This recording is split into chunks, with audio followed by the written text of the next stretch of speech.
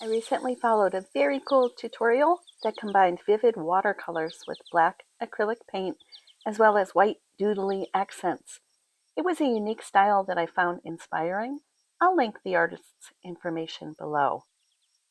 Here's a look at the florals I painted while following the artist's tutorial, and then I painted a variation with people's faces in the garden. This video is about a third piece I did where I put animals in the garden and I started to think of them as guardians of the garden. I used Unsplash for 5 different copyright-free animal references, and I've been loving that website lately. I always like to show the references whenever I can, but of course I avoid doing that when there are copyrighted images. So if you haven't checked out Unsplash, there is an awesome collection of copyright-free images on there, and that's been inspiring me a lot lately. So this first animal, can you tell what it is? It is the mighty tiger, and I just put a few of the stripes in, but I guess from the shape of the face, you might be able to guess it's a lion or a tiger.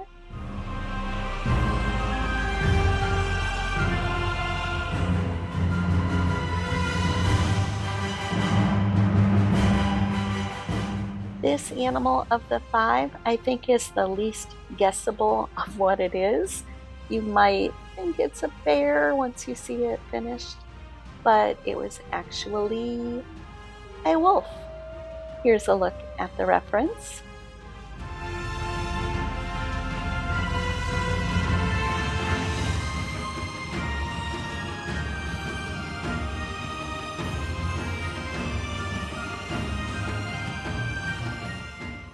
I do like how this animal came out.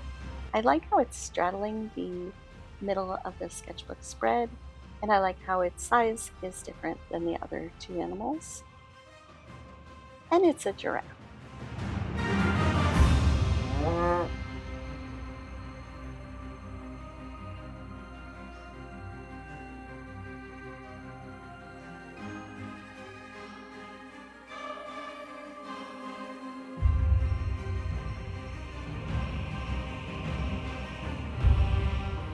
And this animal is a mandrill.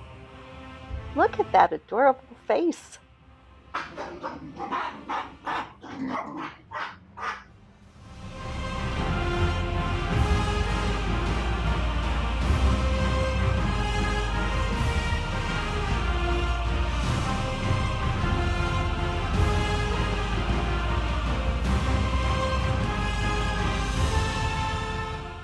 And finally, nothing is going to get by this hawk.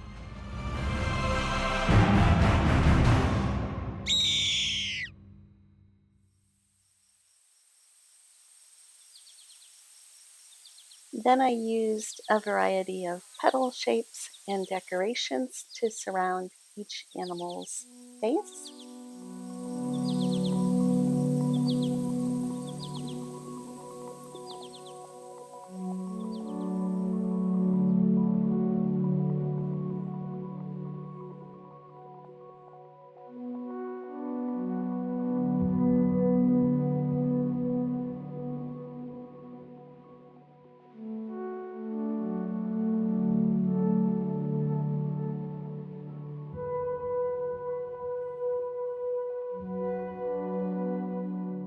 I chose a few areas of the background to fill in with black acrylic, and this was such a dramatic part of the style that the artist who did the tutorial even said people are hesitant to add such a bold element, but I really did love it.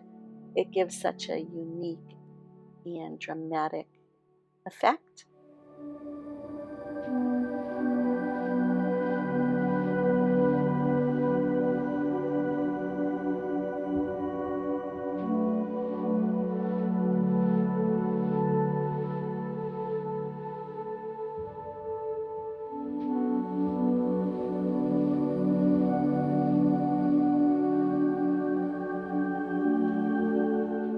After I finished the acrylic painting, it was back to watercolors, sometimes using them to fill in particular features and make them more vivid, and then at other times, using them to fill in the negative space to bring more prominence to the portraits.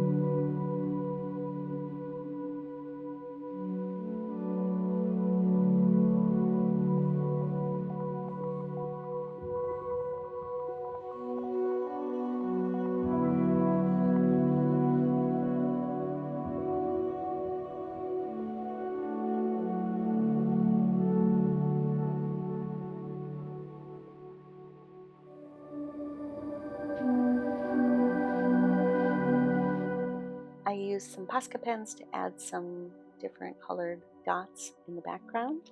And then I added some additional black accents and some white highlights and doodles.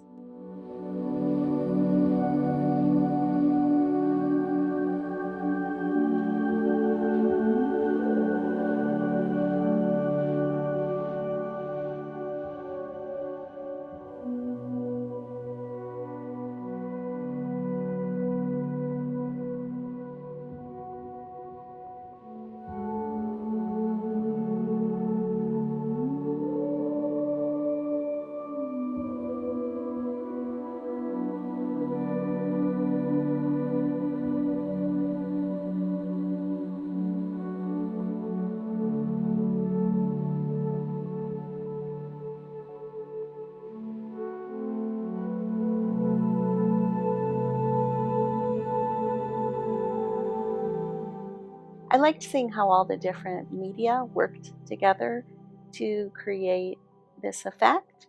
I ended up using watercolors, acrylic, a gel pen, and some Posca pens, and they all had their part in creating a unique mixed media effect.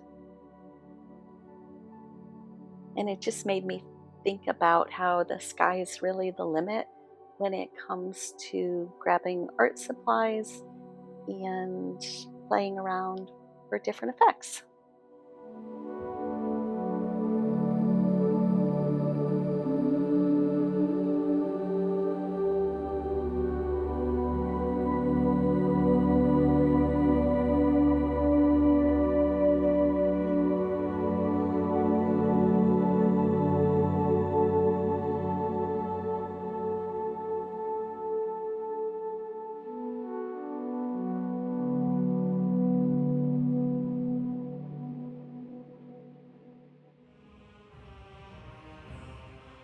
I want to thank you so much for watching.